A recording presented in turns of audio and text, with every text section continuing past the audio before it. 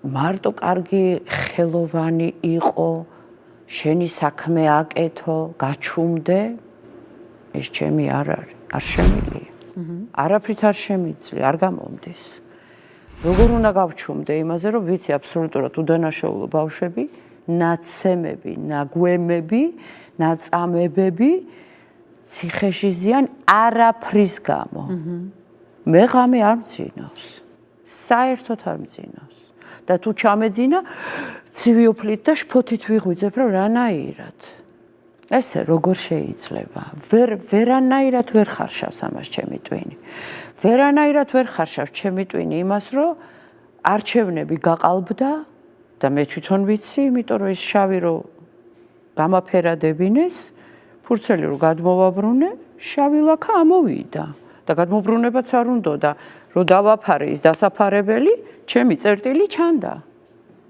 ანუ ეს იმას ნიშნავს, რომ არ იყო ხო ფარული, რახან ჩანდა მილიონ კამერებში. ფარული არ იყო, ხო? ესე გამოდის.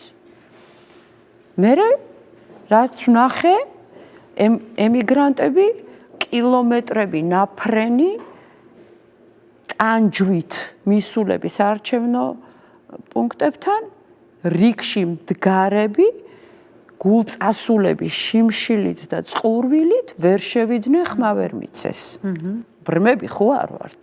ესეც ვიცით, რომ ემიგრაციამ ხმა ვერ მისცა. 1/3 მაქსიმუმ. კი ბატონო. ჩვენ ხო ხედავთ ყველაფერს, რა ხდება პერიფერიებში, რა ხდება თბილის გარეთ, ხო? როგორი არჩევნებია.